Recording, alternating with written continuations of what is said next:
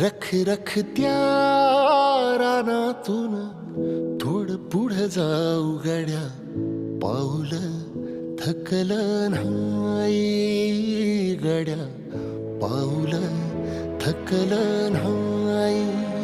सुकलेल्या भाकरीला पानसंग खाऊ गड्या, पाऊल थकलं नाही गड्या, पाऊल थकलं नाही.